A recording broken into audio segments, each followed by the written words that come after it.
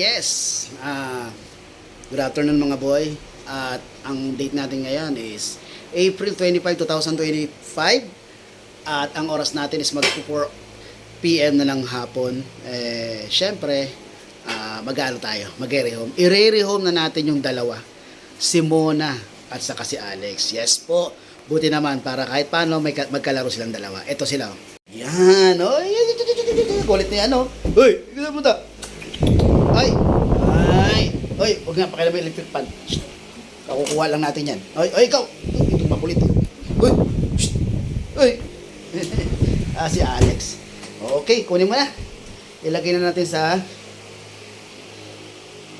kulungan. Sa cage. Yan, papasok na natin. Yan. Silang dalawa sa loob. Okay. Malapit lang naman yan. Dito lang banda sa may Novaliches bayan ng meet up namin. Kaya, syempre, wag tayo masyadong magmadali. Kasi syempre malapit lang naman. Okay? Let's go! Okay mga boy, nandito na ako sa may Save More Novaliches. At dumating ako dito mga sakto yata 4 PM. Kaso sila sir kasi nag-commute. Hindi ko alam kung saan sila galing. Until now wala pa din. At ang oras parang magpa 5:30 na yata. Almost 1 hour and a half na akong naghihintay. Pero ganun talaga, sobrang traffic daw. Nasa Uiro sila Ayoko naman sila sa labungin kasi nga hindi sila updated kung nasaan sila. Chat sa akin mamaya lalo pang mawala, kaya decided to hintayin ko na lang sila rito. Okay maboy. Nandito ako sa may SM. Nag-decide na pumunta rito sa SM Novaliches kasi grabe traffic talaga. Malamang na traffic na naman sila sir sa sa may bandang Holy Cross. Dito ako sa SM Novaliches. Sabi na ako sa kanila, nandito na sila bumaba. Lapit ka sir. Ito yung brown natin na babae. Ang vaccine niya is dapat nung 23 pa.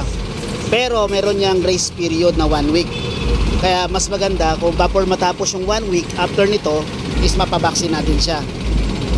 Pwede na yan bukas ng hapon. Basta pag papabaksin nyo na agad sa kanya. Bago nyo papuntahin, bago nyo dalhin ng paliguan nyo muna. Then ito naman sa kanya, medyo matagal-tagal pa. 5 pa, yung white dyan. Yan. Sa may 5 pa. Tapos, ito yung ito pagkain lang to niya, ng brown, sir. Yung bali pagkain niya, sir, Libro Puppy, saka pedigree.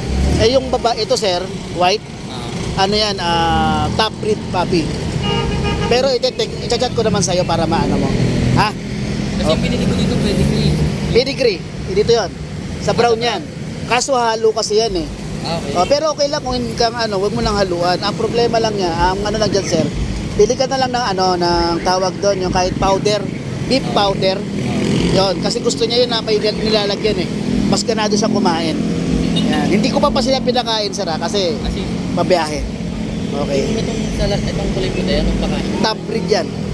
Top breed puppy. Don't worry chat ko naman sa'yo.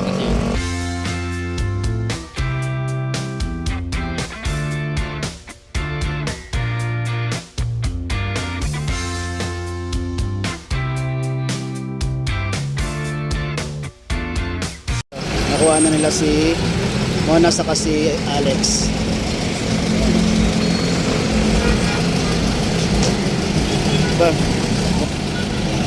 Ingat po sir. Ingat kayo.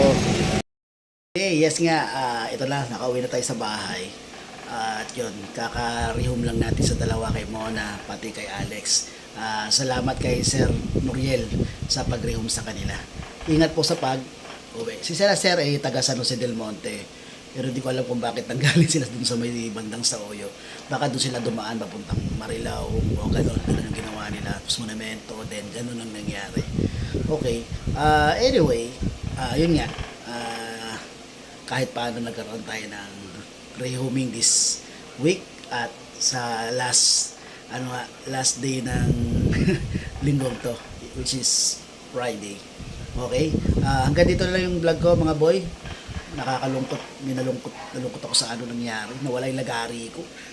Sa plano ko, kung narehome ko yung dalawa agad, ipapahasa ko sana yung lagari ko. Tapos nilagay ko siya sa may taas ng cage. Then yun nga, parang medyo, bad trip na ako kanina. Nung papunta ako ng SM. Ganun siguro ako. Tapos hindi ko siguro na malayan na yung lagari ko nahulog. Sayang. Yun nga, bibili na lang akong bago. Kasi may gagawin ako din sa bahay. Kaya gusto ko ipahasa. Anyway, yun nga, andun na yun eh. Bili na lang ako ng bago. And then, yun nga, bukas, punta tayo ng Malabon Pet Market. Sana makapunta ako. Okay mga boy, maraming salamat. At don't forget to subscribe in my YouTube channel, Musta Boy. Yan, ang ating YouTube channel na kung saan nag-update tayo ng mga pets sa mga pet market sa ating mga kaibigan, mga reseller. And then, syempre, ang ating Musta Boy na page na kung ano-ano mga ina-update natin, please follow din po tayo doon. And then, syempre, yung Askin Kennels natin na kung saan nag-update tayo ng mga for rehoming nating mga pets. Okay mga boy, maraming salamat and